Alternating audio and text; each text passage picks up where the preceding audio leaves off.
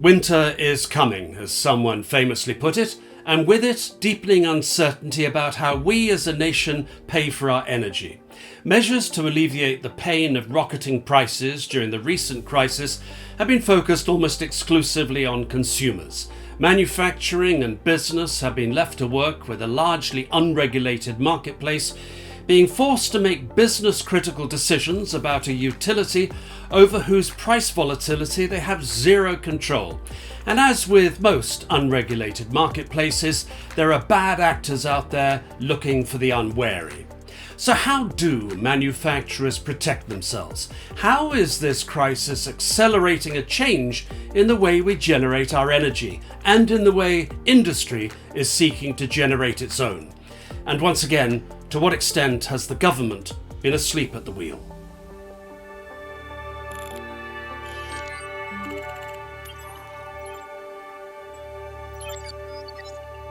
I'm delighted as always to be joined by Jonny Williamson. Jonny, set the scene for us. What on earth has gone wrong with the energy market when it comes to the manufacturing sector? Well, Nick, just as manufacturers were getting back on their feet following the pandemic, the global energy crisis swiftly pulled the rug out from under them.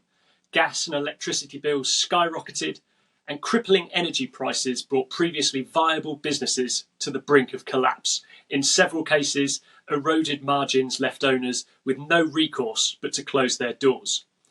Russia's invasion of Ukraine, a leading factor but by no means the only one, sent gas prices in particular soaring. It affected countries the world over, but the UK was particularly badly exposed due to a combination, I think, of poor decision-making in the past and bad luck in the present. The UK over-relies on natural gas for its energy needs. Gas boilers are used extensively for residential and commercial heating, industrial processes, and electricity generation. And yet, at the same time, the UK has some of the lowest levels of gas storage capacity in Europe. It also has far less operational nuclear power stations than it once did, although more are under construction. I suppose the good news is that energy prices currently are at a 12-month low. The bad news is that costs are still 2 to 3 times higher than the historical norm. And with the days becoming darker, the nights becoming colder, we're about to see a major upswing in demand, and pricing increases will surely follow. Energy plays a fundamental role in virtually every aspect of modern life. It is vital for economic, social, and technological development. We simply can't afford to get this wrong. And if we want growth and progress to continue, then energy has to be available when we need it, at a cost we can afford, with minimal environmental impact. And unfortunately, the market is failing us on all 3 counts. The market is broken. Energy prices are too high. I've come across situations where companies have found it difficult to get quotations and even get supplies. With the companies I work for, and I work for a wide range of manufacturing companies, big and small, and there's a massive variation in the prices that they're paying at the moment, by a factor of 2. And it's not always the big companies that are paying the smaller numbers. So something's gone wrong. It is, though, difficult to see how prices are going to drop significantly. They have fallen a bit, but they're still high compared with where they were. But with the push in the UK to electrification and the lack of capacity and the massive investment that's got to be made to create that capacity, someone's got to pay for it. So I find it difficult to see how we're going to get electricity prices that are very significantly lower. Some countries, we might be paying 20, 25 pence a kilowatt hour right now for electricity. Some countries are paying 4 or 5 pence a kilowatt hour. That's a massive difference. So it is an ongoing problem, I think. Well, it's clear the market's in a bit of a mess. Energy-intensive industries must have been feeling the pain most, of course, quite understandably. But energy pressures could not only derail most companies' business models, but also the entire net zero agenda. Quite, and not just the energy crisis, the whole cost of living crisis. We can see that impact writ large across the sector. Already we're seeing reports that business leaders are deciding to scale back or delay planned investment in sustainability and net zero as a result of what they describe as more immediate challenges. The urgency of the climate crisis demands immediate and sustained action. As difficult as it may be, we need leaders to hold their nerve, and that starts right at the very top, which is why the Prime Minister rowing back on the UK's green commitments is so hugely disappointing. Fundamentally, it comes down to policy action. There's only so much that manufacturers can do in this country. Energy efficiency and better contracts perhaps are some of the more obvious ones, but ultimately it's up to government to secure a competitive business environment here in the UK to ensure the business can operate and continue to provide jobs. The steel industry is vital to a net zero economy. It's one of the key, when you look at all the renewable powers, whether it's wind turbines, geothermal, solar, nuclear power plants, steel is the one critical resource that is essential for every single technology. So I think we will definitely see the UK steel industry is very, very keen to provide that steel for the future economy, and very keen to work with fabricators and manufacturers of wind turbines or solar plants or the like, and provide that steel here, because we believe that there's a value in UK steel, in value, and when we invest in wind turbines in the UK, that is made using UK steel, supporting UK jobs and a UK economy. And that's an ambition that most of us can surely share. Jonny, we've made it sound as if all this has been going on with no relief in sight. But of course, when the energy crisis hit, the government did introduce measures to at least alleviate some of the pain. The government's Energy Bill Relief Scheme, the EBRS, came into effect about this time last year, and it ran to March 2023. In effect, it was essentially a price cap for businesses and public sector organisations, similar to the consumer caps set by Ofgem.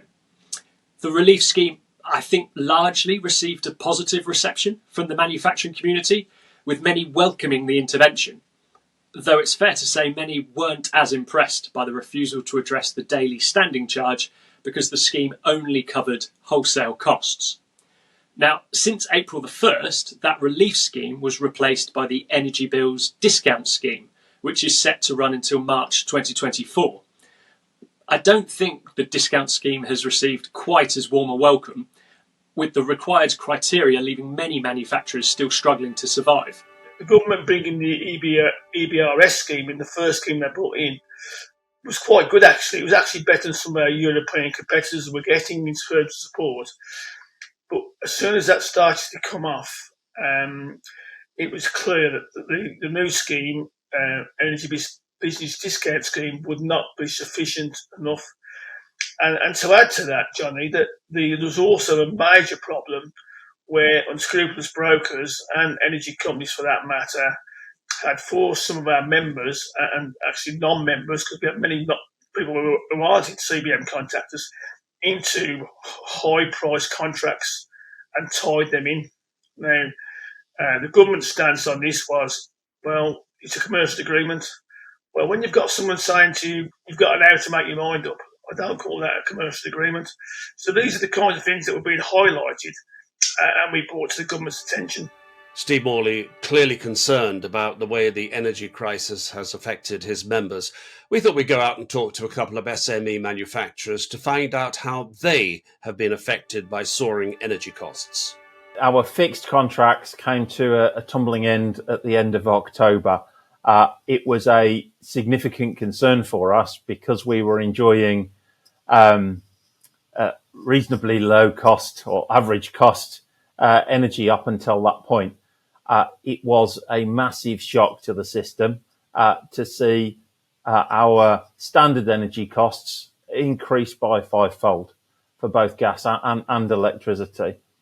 As I said, we remained with the brokerage approach. So we worked hard with the broker that we were working with previously, and they proposed us to move to a flexible contract with energy being purchased in bite-sized chunks for want of a better phrase, so that we could secure, albeit an increased price, but the best price we possibly can for different periods. We're actually benefiting because this is a collaborative, flexible contract. So our brokers are buying for multiple small to medium sized businesses, which means they can procure, their power to buy is greater by grouping us all together, essentially. So hopefully getting us more competitive prices. What we've done as part of this flexible arrangement is to essentially get as close to fixing our prices as we possibly can, but buying in smaller chunks. So we have now fixed our pricing from today through to the end of December. So for the rest of this year, using this flexible approach. And we do think that's the right way to go for the short-term future.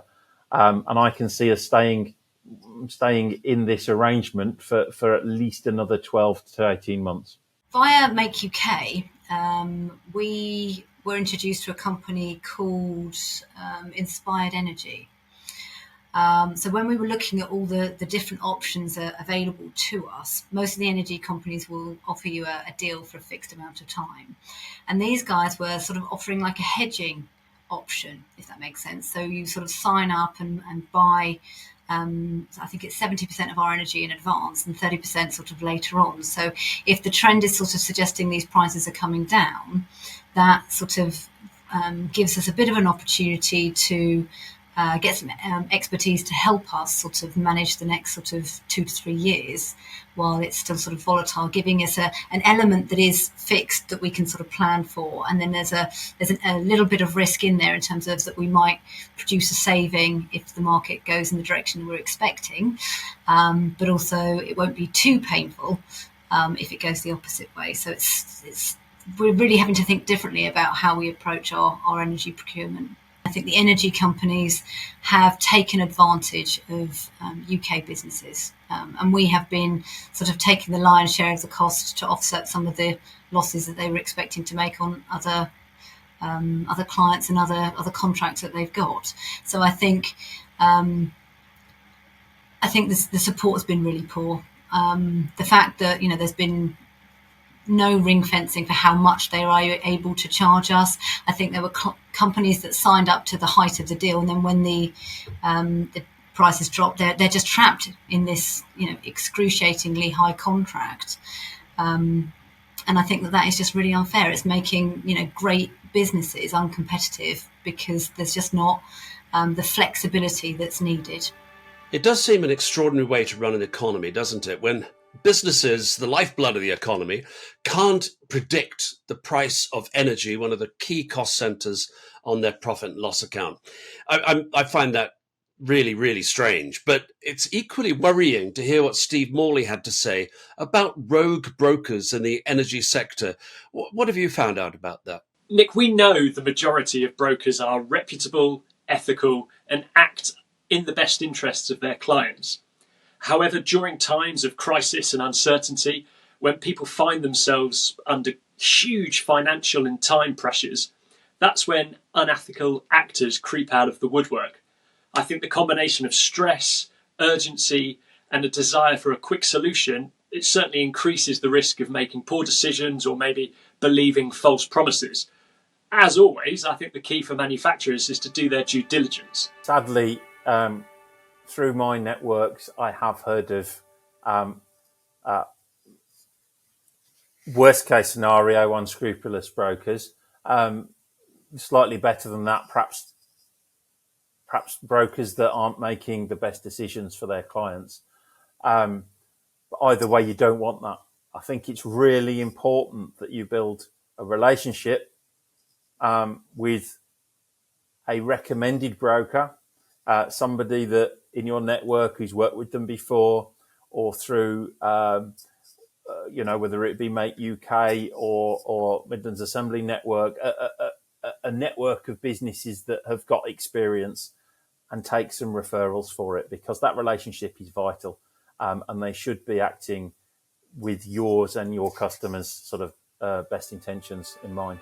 Well, so far, what we've brought to you is all the bad news about what's been happening since this energy crisis hit the economy.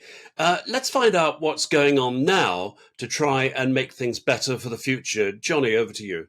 So the government has proposed what it calls the British Industry Supercharger Scheme, and that's designed to offer further support for energy-intensive industries and hopefully will bring their costs in line with overseas competitors. That's a key step and a positive one, but it isn't due to come into effect until next April. Also, why has it taken so long for the government to step in? It's not as if they haven't known about the problem. UK Steel, which is part of Make UK, they've been warning this government about the high cost of energy in the UK and the threat that poses to our international competitiveness since day one. So I think we've seen a shift in the last year. And in fact, the government has now announced what they call a supercharging industry package, which are specifically going in and aiming at energy-intensive industries like steel and reducing the costs that government has direct control over. That's your policy costs to support renewables, for example, it's your carbon costs, and it's network charges. And they're now looking to implement a package that will reduce all those levies and charges down to comparable levels as those in France and Germany, which we greatly welcome. What's remaining, and the government hasn't really addressed yet, is the wholesale element of electricity, by the actual pure cost of producing electricity, and that is still high in the UK because we're so dependent on gas in this country. Where, for example, in France they have much more nuclear, or in Germany they still rely a lot on coal. So government really needs to go in and provide action here. So we are finally seeing traction on this, but we're not at the end of the road yet. We are working with government officials now to put the pressure on government to deliver in April 24. We think this is the right time to implement all measures, and we don't really see a need to kind of delay the implementation any further. So it's clear in our communications with ministers, with officials and other stakeholders that implementation really needs to happen next year, especially also because this is not a kind of a process that is happening in isolation. Other countries are moving as well to kind of deliver lower electricity prices for their steel sectors. We're seeing in Germany that even though they have very competitive electricity prices compared to ours, their ministers are now proposing even further measures to reduce theirs. So UK government can't rest on its laurels. It can't wait 2 years to implement these measures. They all need to be implemented in 9 months' time. So the jury's clearly out until we see what happens in April next year. And of course, simultaneously with that, Ofgem is taking on board a lot of the criticisms about the way the energy market has become so distorted, a bit of a wild west for the manufacturers. We asked Steve Morley whether he thought the current consultation that Ofgem has launched, asking manufacturers basically to tell them what needs to change, what kind of regulation needs to come into force. We asked Steve Morley whether he thought it was actually going to result in the kind of long-term change he and many others are looking for. Simple answer is no. I mean, we tried very hard to get the EBDS changed. The problem with the government, and I don't say any government because it's been this for so long, we can't say that, is they tend to look after where the votes are. So they have the high intensity energy schemes that were in place, which I looked after firstly electricity, so they would bring the price in line with what the European competitors were paying. But these schemes only look after about 300 companies in the UK. So we're talking about steel companies, what are high intensity users. And now they've changed it to bring trade into line. But again, even with the new changes they've brought in, percentage of energy and percentage of trade, that still is, just over 300 companies around the UK that qualify. So it's a very, very small percentile of the users, and it doesn't go anywhere near far enough to supporting people in manufacturing and other industries. I think what we will see is if any price increases come through because of winter, because of shortages, because of people in the markets playing their, shall I say, games, then we could get a spike, and that could be detrimental to all industries, not just manufacturing. And that's a concern, really. There is no protection there. I don't see the government doing anything more than what they've already done, because I don't think they can afford to, and there's not the will there anyway to do it. I think of all the responses I've got, the ones from the Departments of Energy and Net Zero were all rhetoric, telling me what I already knew and telling me nothing new. There was only really Department of Trade under Kevin Bednack who were prepared to listen, and we went and presented to them and what our concerns were, and I think they were, the fact they listened and took on board what we were saying was really good and supportive, really. And we need more of that from governments. If they keep ignoring manufacturing, then they won't be here much longer, if they are anyway. That's a pretty dire prediction from Steve Morley there, Jonny. Clearly, we're at something of a crossroads. Yeah, I don't think it's quite as existential as Stephen makes out, but clearly something has to change, and David Hart agrees. You need that diverse, cheap, low-carbon power that you're in control of. And yeah, you do need manufacturing companies to get involved in that. And I mean, manufacturing users of energy, historically, I think have bought energy in a very short-term way. They haven't tended to want to invest in long-term solar power or long-term wind power. And maybe there's a case for manufacturing companies to think much longer term and to contribute to that, and that's a risk. That's another example of uncertainty. That there are lots of uncertainties in the future in technologies, in the costs of technologies. Is hydrogen going to be available, and so on, which means it's quite difficult for manufacturers to make those sorts of decisions and to make those investments. David Hart, very specific about hydrogen being an alternative energy source for the future. Most people have been focusing on electrification, gigafactories, batteries, and all of that. But hydrogen is very definitely being taken very seriously as part of our energy landscape going forward. Tell us what's going on there, Jonny. Yes, so hydrogen is seen by many as a potentially viable part of the UK's future energy mix, not least the government, who describes it as, and I quote, an important component to decarbonise the UK power system. Now, the use of hydrogen as a commercial fuel source isn't necessarily new. We've been using it in various industrial applications for decades, though its broader applications in transportation and power generation are still largely nascent. The issue is that the vast majority of the 70 million tonnes of hydrogen produced each year, around 95%, is extracted from natural gas through the process of steam methane reforming. That extraction process is incredibly energy intensive, and it emits vast quantities of carbon emissions. What we really need to do is scale up the production of green hydrogen, the cleanest type possible, and that's created solely using renewable energy and water through the process of electrolysis. Now, the Industrial Hydrogen Accelerator Programme aims to do exactly that by providing £26 million worth of funding to innovation projects across the UK.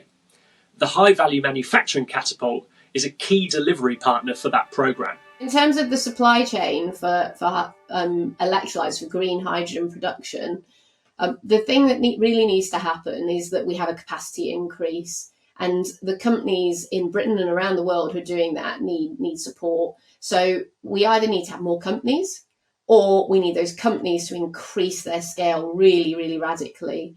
So at the High Value Manufacturing Catapult and across the Hydrogen Innovation Initiative, which is Catapult Network plus ATI, APC, Net Zero Technology Centre and NPL, we're working with industry to help them on scale up. So we're doing that in two ways. We're trying to help them find supply chain companies, especially in Britain. So like, can they find people who make catalysts or components, like power electronics, that type of thing. But we're also helping them with automation. So one of our centres, the AMRC up in Wales, they're building a fuel cell and electrolyser automation kind of demo cell so that we can look at optimised processes, manufacturing processes for assembling these cells. It's a little bit like batteries. to get reliability of the end product, you really need repeatable assembly, of components that are quite flimsy, so you're stacking them up and then you need to construct these stacks. So we're doing that piece. And then finally, we're working with the construction industry on what we call modular construction approaches. So that's how you effectively package up like a run of pipes or something that is going to be used repeatedly throughout a construction, and how you make that rapidly off-site or on-site, but then bring it into the construction so that you can do the builds of these big plants in future much more quickly.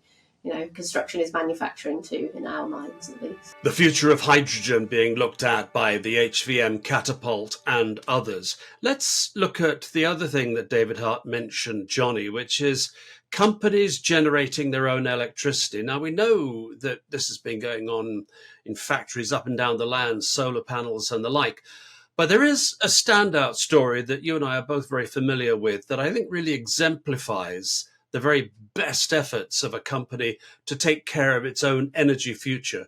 Quite an example to all. The park, based just outside Bristol and which recently became part of glass company Encirc, is one of the world's largest and most impressive drinks facilities. I've had the great pleasure of touring the site on numerous occasions, and I think it's capable of filling around 1 million bottles of wine a day.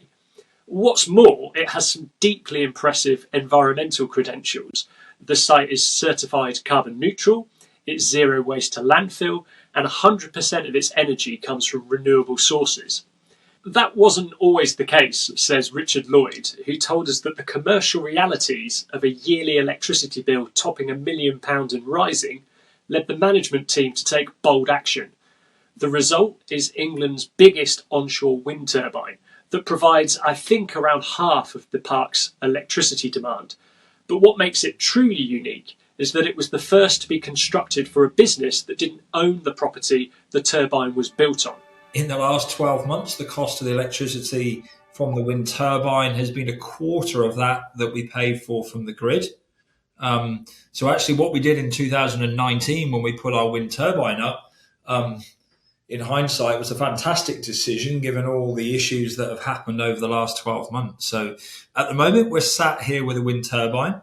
The challenge we have, Nick, is that provides 47% of our electricity. We can't use some of the power that it generates because its instantaneous generation is greater than our demand, and we don't have a way of storing it.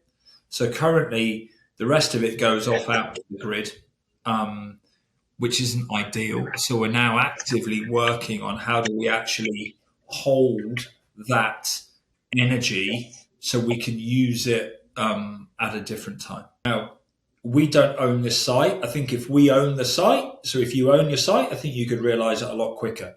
So ultimately, we sublet part of a site that we don't own. Had a really supportive landlord and ultimately entered a tripartite agreement.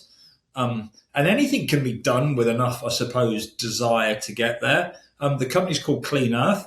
They were fantastic in terms of their approach and their desire to do it. It was actually a UK first to have a part of a land sublet for a wind turbine.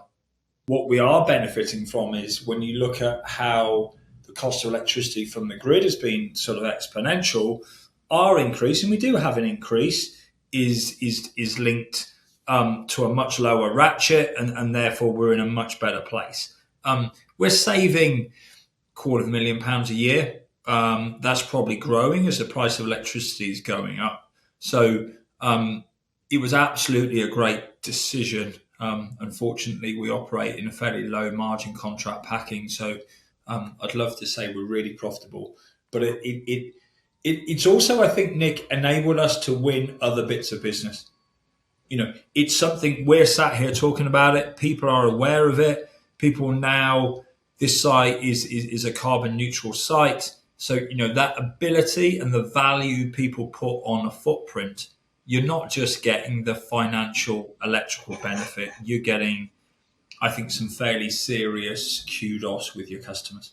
Ultimately, if you put wind and solar and a battery, your ability to forecast the cost of your facility is now within your control, never mind the sustainable and renewable benefit. So for me, if I was a much smaller entity, would I be looking at which renewable source is the best? Yeah, I think, come on, we see solar on houses, that there are wind turbines, there are different mechanisms these days. So I don't really think size should sort of preclude anyone. Of course, not everybody can afford something on such a grand scale as a wind turbine, but we do know that there are factories up and down the country with solar panels on their roofs.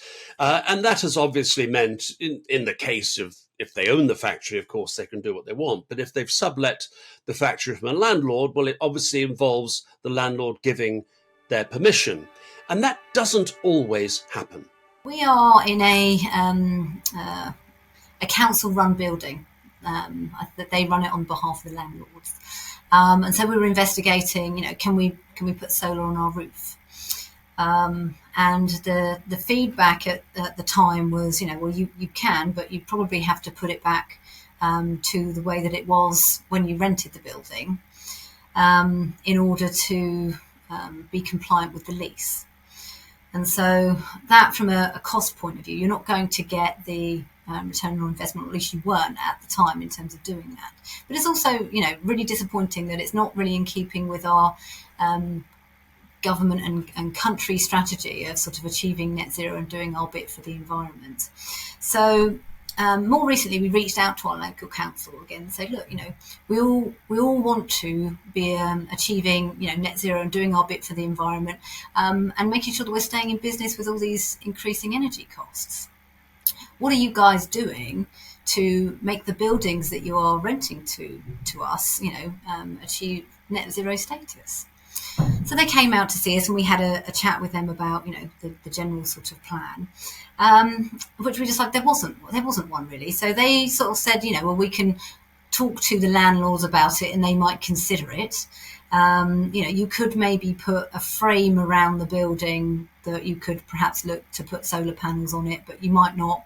It depends whether they give permission for that, and you might have to take it off afterwards. So in terms of making more holes in the roof, at least it would be sort of around the building rather than attached to it. But again, I suppose that gives us an option to take it with us, but it's just more cost and more expense to sort of reinvent the wheel that's already there. So from what we've heard so far, apart from some really positive news from people like Richard Lloyd, pretty much fair to say that the energy market in the UK, as far as manufacturers are concerned, is in a right state. So let's find out from our panel of experts what they think should be done to repair it. So I think we would point to two things. One is competitive electricity prices. This is absolutely key, both to our ability to compete now, but also our ability to invest in new net zero steel production. This is the one thing the government needs to address now and needs to solve tomorrow, really. Secondly, I would point to carbon costs. We are increasingly seeing that carbon costs are becoming a significant part of the cost base of steelmakers as government makes reforms to their emission trading scheme. We need to follow what the European Union is doing and implement a carbon border adjustment mechanism, i.e. ensure that any kind of steel that's imported into the UK market have faced similar carbon costs as domestic producers. So we have that level playing field on competing on. That is only fair and right. I think that would be our kind of key recommendations for government. With what we're seeing with the water authorities, we're going the same way with the energy. When we did the analysis with West Midlands Task Force, we found that there was only 2 people working on these type of complaints. So Ofgem, if they're going to change the way they're structured and give business more support, they need to have the right amount of people within their structure to support that. And I think this is my biggest concern. Maybe we've woke someone up to the fact there's no support for business in Ofgem, but there's no good saying they're going to do something and then not give Ofgem the resource to do it. That's very, very important. We can pressurise Ofgem give them a kick up now and again. But if they haven't got the support in their structure to do it and the finance to bring the people in to support it, and it won't work anyway. And it'll just be the government say we've done this, but if they don't fund it, it won't work. So that's really, really important. It's one of the things that we did highlight that Ofgem haven't got the infrastructure to support the amount of complaints they get anyway. So that'd be my starting point. And yeah, I think this we can't interfere. Well, if Ofgem can't interfere, the government won't interfere. Who's going to interfere? If someone signed a contract that's surrounding us and costing £1 million more than it should do, if the government can't get involved, Ofgem can involved. What do? We can't, because it's a commercial contract, it's difficult to go to court because you won't probably win the case, if I'm honest. But that doesn't mean it was morally wrong when it was done and the way it was done. So I think there's a case to be answered, and I think we've got to have the Ofgem and governments have got to get behind industry and support it more and look at the way things have been done previously to make them, better going forward. But, I'd still like to see some help for those companies in these contracts. That's probably the one missing link that we're seeing that, there seems to be no way of going back to address that. You can definitely have a bad broker and regulation to a point, so long as it doesn't become over arduous. Regulation is the key to potentially fixing that and getting rid of some of those less scrupulous brokers. And Ofgem should do their part to deliver something that is positively going to affect that marketplace for us.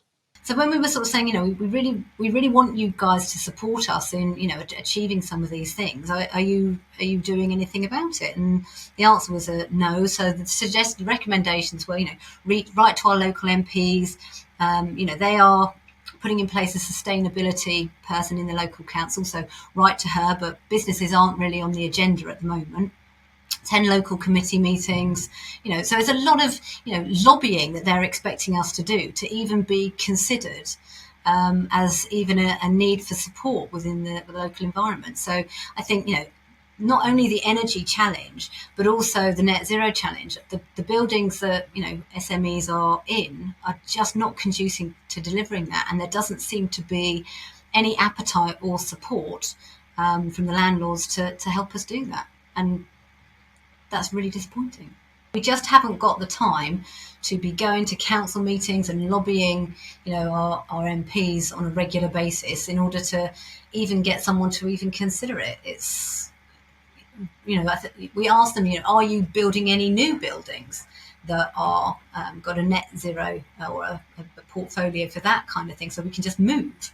And again, no answer. If I hadn't have taken the action of the wind turbine, we would have been in a real pickle through some of the spikes in costs last year. So I don't think it is being woke. I think there is real financial benefit. Now, certain areas of sustainability, there probably is a cost up front. We're having a look at how do we remove plastic. So plastic shrink wrap on all the pallets that goes out. We're a long way down the road of having an option of having a paper-based wrap. Now, that's going to be more expensive to start with, Nick. But in the long term, if enough people and retailers embrace it and you hit economies, I'm sure the costs will come back. And I would hope that we'd win business. So in the whole, I truly believe that a lot of these sustainable activities will lower the cost. Many companies don't have enough information about where they're using energy. And that creates two problems. It makes it difficult to optimize what you've got, but it also makes it difficult to design the solutions for the future. And, if you haven't got data to inform your designs, you'll buy the wrong equipment, you'll spend too much on it, it'll be too big. So I think in general there's a real opportunity for much more comprehensive metering and analysis of where energy is being used. and that will, and that's argument's been around for a long time, that you should measure things more comprehensively, but it's just become much more important because of the need to deal with this risk, and also because inevitably companies are going to have to spend lots of money to decarbonize, and they need to get that spending right. It's not a trivial thing, it's not a case of putting a few extra meters in and hoping that the data is going to be useful. It's about fully instrumenting your manufacturing processes so that you can properly understand what's going on, and spending time analyzing that data. And there's not necessarily an obvious return on that investment. You might want to spend hundreds of thousands of pounds on that, say, if you're a big manufacturer, but there's no clear return. We're just expecting that you can optimize performance and reduce capital expenditure in the future and make the future better. But that can be a difficult sell. But I think now, because of what we've been through, and the fact that prices are high, and the risks, and the fact that we've got to decarbonize, I think the business case for that is much stronger than it ever was. We need to get a march on in terms of the capital investment, because that's market creating, right? So that's on the pool side.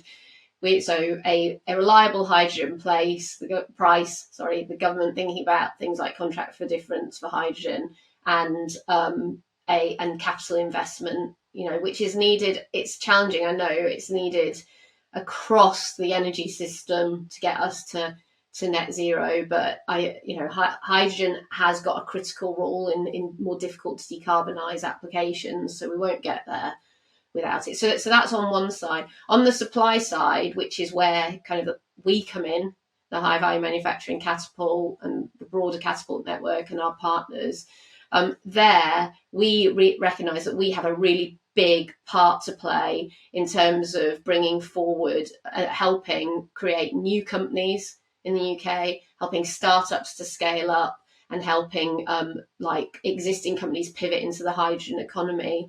And my absolute top of my wish list to help that supply side is that we have a national programme on hydrogen that is cross-sector, multi-year, and creates investment into supply chain capability and demonstrators that allows us to address our domestic market, make sure we have high UK content, but also address that massive international global market and put UK industry in a good place for the next 50, 100 years. So what have Jonny and I gleaned from all of this?